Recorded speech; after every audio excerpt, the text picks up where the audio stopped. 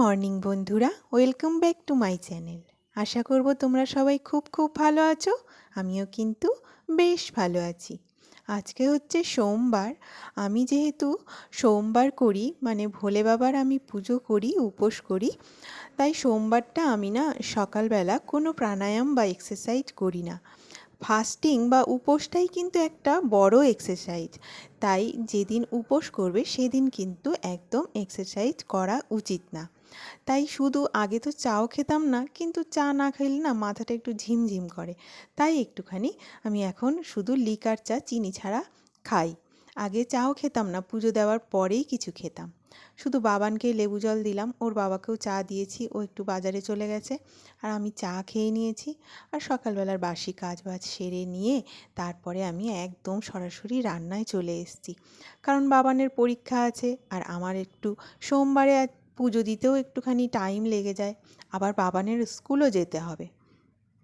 তো এই কাজগুলো মাথায় নিয়ে নিয়েছি। আর মাথায় কি, আমি আগের দিন রাত্রেই সব পরপর গুছিয়ে রাখি মাথার মধ্যে, যে এরপরে এই কাজ করব, এরপরে এই কাজ করব, আর কি রান্না করব সেটা তো অবশ্যই যে মানে প্ল্যান করেই রাখি। গোটা দিতে পারে না, সে গোটা ফুলেই যায় ধরলে পরে।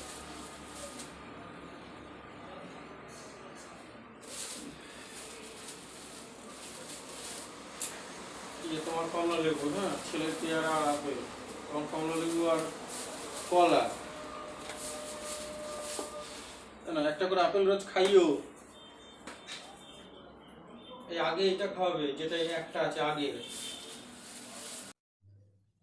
সব ফল টল আনা হয়ে গেলে ও গেল ওইগুলো, ওই ফলগুলো বাবুকে দিতে। আর এইদিকে যেটা বলছিলাম, যে আগের দিন রাত্রে যদি সব প্ল্যান করে রাখা যায় না, তাহলে দেখবে পরদিন কিন্তু কাজগুলো একটু হলেও একদম চটপট হয়ে যায়। যদি পরদিন ঘুম থেকে উঠে সকালবেলা ভাবতে বসি যে কী রান্না করব আর কোন কাজটা আগে করব, তাহলে কিন্তু অনেকটাই সময় বেরিয়ে যায়। আর মাথাটাও কীরকম যেন একদম পাগল পাগল লাগতে থাকে, বাবা এত কাজ কী করে করব, কোনটা আগে করব। তাই আগের দিন রাত্রে প্ল্যান করে রাখলে কিন্তু কাজগুলো দিব্যি হয়ে যায়। আর দেখো, রুটির মধ্যে আমি আটার মধ্যে একটুখানি অল্প একটু একদম হাফ চামচ ঘি দিয়েছিলাম, আর হাফ চামচ লবণ দিয়ে আটাটা যদি মাখা যায় না, রুটিগুলো এত সফট হয়, এত ভালো লাগে খেতে। আর ঘিটা আমি বাড়িতেই তৈরি করি, তোমাদেরকে সব একে একে দেখাবো। শুধু ধৈর্য ধরে একটু আমার ভিডিওগুলো যদি তোমরা দেখতে থাকো, প্রচুর প্রচুর টিপস পাবে। যেরকম স্কিন কেয়ার সেই রকমই হেয়ার কেয়ার, সেই রকম কী করে হেলদি থাকা যায়, ফিগার কী করে মেনটেন করা যায়, সব কিছু এ টু জেড। দেখতে থাকো, শুধু একটু ভালোবাসা দিও আমাকে, তাহলেই আমি খুশি। তাহলে তোমাদেরকে অনেক অনেক টিপস দেবো আমি। তো কী বলো তো, গৃহিণীদের কিন্তু মানে শারীরিক বলো আর মানসিকভাবে বলো, সুস্থ থাকা খুব দরকার।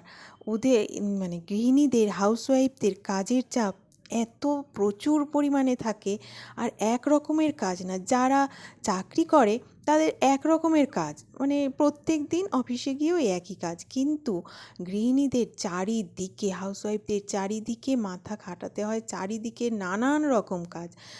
যেমন সন্তানের সুবিধা অসুবিধা দেখতে হয়, ওদের পছন্দের খাবার, তেমনই স্বামী, শ্বশুর শাশুড়ির, দেওর ননদ যদি থাকে তাদের সবার মন জুগিয়ে শ্বশুরবাড়িতে চলতে হয় সব কিছু। আর এদিকে দেখো, সর্ষেটা আমি শুকনো অবস্থায় আগে গুঁড়ো করে নিয়েছি, গুঁড়ো করে নিয়ে আমি কৌটোতে ভরে রেখে দিলাম, যতটুকু লাগবে অল্প করে। সর্ষে তো প্রত্যেক দিন লাগে না, আর একদম বেশি লাগে না, অল্প 1 চামচ হলে আমার হয়ে যায়। ওই আর 1 চামচ তো মিক্সিতে বাটা যায় না, ওই কারণে আমি শুকনোতে পুরো যতটা সর্ষে ছিল পুরোটা বেটে আমি কৌটোতে ভরে রেখে দিলাম। এবার অল্প অল্প করে যেদিন লাগবে সেদিন লঙ্কা আর লবণ দিয়ে একটু জল দিয়ে ওইভাবে একটুখানি ঘুরিয়ে নিলে কিন্তু খুব সুন্দর সর্ষেটা মিক্সিতেই অল্প একটু বাটা হয়ে যায়। এদিকে দেখো, তেল শিম করব বলে এই দেখো আমি এইভাবে তেল শিমটা করি। তারপরে ওই সর্ষেটার মধ্যে একটু বেশি করে জল দিয়ে একটু রেখে দিলে দেখো তলায় কিন্তু পুরো সর্ষের খোসাগুলো থিতিয়ে যায়। এই দেখো আমার কিন্তু তেল শিম একদম রেডি। তো চলো রান্নাও প্রায় প্রায় কমপ্লিট হয়ে গেছে। আর এইদিকে একটুখানি মাছটা করে নেব, ওদিকে ভাতও বসিয়ে দিয়েছি, রান্না প্রায় কমপ্লিট। আর যেটা বলছিলাম যে গৃহিণীদের চারিদিকে মাথা খাটাতে হয়, কোন জিনিসটা কোথায় আছে সব, এত বড় বাড়ির কোথায় কোন জিনিসটা আছে সব নখদর্পণে রাখতে হয়। তাই গৃহিণীদের কিন্তু সুস্থ থাকতেই হবে, মানসিকভাবেও শারীরিকভাবে। শুধু শরীর সুস্থ থাকলে হবে না, মাথা যদি ধরো ডিপ্রেশন চলে আসে, ধরো মাথায় প্রচুর চিন্তা, এইসব হলেও কিন্তু প্রচুর হাউসওয়াইফদের কিন্তু চলে না, মানে ওদেরকে সুস্থ থাকতেই হবে, নইলে কিন্তু প্রচুর প্রচুর অসুবিধা। তোমরা তো যারা হাউসওয়াইফ বুঝে থাকবে। তো তার জন্যে কিন্তু আমার ভিডিওগুলো দেখতে থাকো, আমি প্রচুর প্রচুর টিপস দেবো। তো ওই কালকে যেই মানে কালকে না পরশুদিন যেই ফেস প্যাকটা বানিয়েছিলাম সেটা ফ্রিজে রেখে দিয়েছিলাম, সেটা আজকে মেখেছি, আবার আরেকদিন পরে মাখবো। মানে প্রত্যেক দিন আমি ফেস প্যাক মাখি না, একদিন পর পর মাখি। আর এইদিকে ফেস প্যাকটা মেখে এদিকে কাপড় চোপড় মেলে দিয়েছি। তারপরে এই দেখো সবজির খোসা, ফলের খোসা, আর হচ্ছে ডিমের খোসা আর চা পাতা সব ভিজিয়ে রেখেছি। এগুলো আমি গাছে দেবো, কি করে দেবো সেটাও তোমাদের অবশ্যই দেখাবো, দেখতে থাকো। কতদিন ভিজিয়ে রেখে তারপরে কিভাবে দেব সব তোমাদেরকে অবশ্যই জানাবো। তারপরে দেখো আমি একদম স্নান করে চলে এসেছি, সোমবারের পুজো দেবো, একটু টাইম লাগবে। আর একবারে রেডি হয়ে নিলাম, কারণ বাবানের স্কুলে যেতে হবে, বাবানকে নিয়ে আসবো, ওই কারণে একবারে রেডি হয়ে কাঁচা জামা কাপড় ছিল, একবারে কাঁচা জামা কাপড় পরে নিলাম। সোমবারে আমি সবুজ সব কিছু পরি, সবুজ সব কিছু পরে, ভোলে বাবার প্রিয় রং হচ্ছে সবুজ, সবুজ রং পরে পুজো দিলে ভোলে বাবা খুব নাকি সন্তুষ্ট হন। তো সেই পরেই আমি দেওয়ার চেষ্টা করি, কিন্তু আজকে আর তেমন হলো না, সবুজের ছোঁয়া আছে যদিও। তো যাই হোক চলো, এইটা পরে আমি চট করে পুজোটা দিয়ে নিই, তারপরে আবার বাবানকেও আনতে যেতে হবে। একবারে ওই জন্য রেডি হয়ে গেলাম কাঁচা ধোয়া সব কিছু পরে। তো চলো চট করে এইবার পুজোটা দিয়েই, একটুখানি কিছু মুখে দিয়েই বেরিয়ে যাব। চলো আমার পুজোটা করা যাক।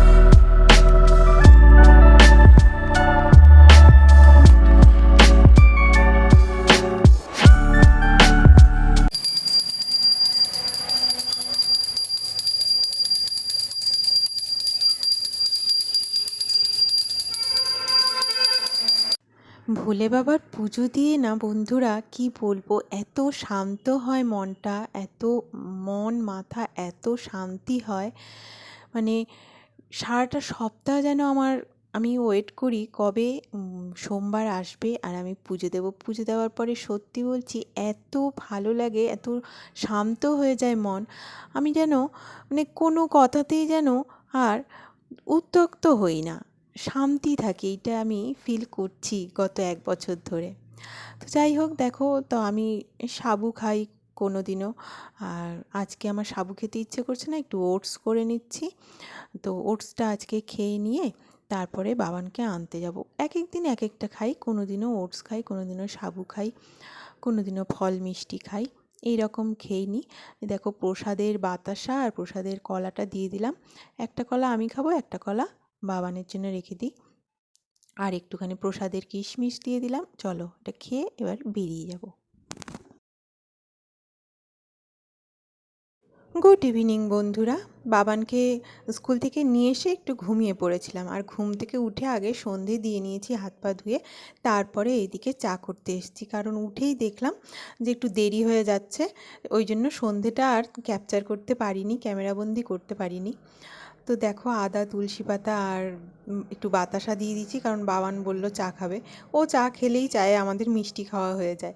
বাতাসা যদিও দিই, তাও তো মানে প্রত্যেক দিন খাওয়া উচিত না। তো আমরা চিনি ছাড়াই খাই, আবার ওর জন্য আলাদা করব, ওই কারণে শরীরও আর চলছে না, ওই কারণে একবারেই করে নিলাম। তো চলো এবার আমরা সবাই মিলে বসে একটু চা খেয়ে নেব, তারপরে আমি রাতে রান্নাতে আসব। আর তোমাদের যদি একটুও ভালো লেগে থাকে আমার ব্লগটা, তাহলে প্লিজ একটা লাইক দিও, আর চ্যানেলটিকে সাবস্ক্রাইব করে আমার পাশে থেকো। আমি যেহেতু নতুন, তাই আমার কথাবার্তায় অনেক কিছুতেই অনেক রকম ভুল থাকবে। ভুলগুলো যদি তোমরা ধরিয়ে দাও, তাহলে আমি খুব খুশি হব, আর আমার ভুলগুলো শুধরেও নেব। তোমরা যদি কোনোটা তোমাদের পছন্দ না হয়ে থাকে, তাহলে কিন্তু আমাকে নিশ্চয়ই বলো, আমি কিন্তু খুব খুশি হব। কথাবার্তা একটুখানি নর্মাল হচ্ছে না, একটু হেজিটেশন থেকে যাচ্ছে। তো যাই হোক, দেখতে থাকো। এইটুকু শুধু বিশ্বাস দিতে পারি যে আমার ব্লগ দেখলে তোমাদের সময়টা নষ্ট হবে না, সময়টা অবশ্যই কাজে লাগবে, কিছু না কিছু তোমরা প্রত্যেকটা ব্লগে শিখতে পারবে। আর তোমরাও যদি কিছু আমাকে শিখিয়ে দাও, তাহলে কিন্তু আমি সত্যি খুব খুশি হব। আমি কিন্তু তেমন কিছুই পারি না, সব কিছু বিয়ের পরে বরের কাছ থেকে শিখেছি, বর শাশুড়ি এদের কাছ থেকে শিখেছি। তো যাই হোক, আজকের ব্লগটা আমি এখানেই শেষ করছি। তোমরা সবাই খুব ভালো থেকো, সুস্থ থেকো। দেখা হচ্ছে নেক্সট ব্লগে। আর প্লিজ একটা লাইক দিও, আর আমার চ্যানেলটিকে সাবস্ক্রাইব করে আমার পাশে থেকো। অনেক অনেক ভালোবাসার আশায় থাকলাম তোমাদের।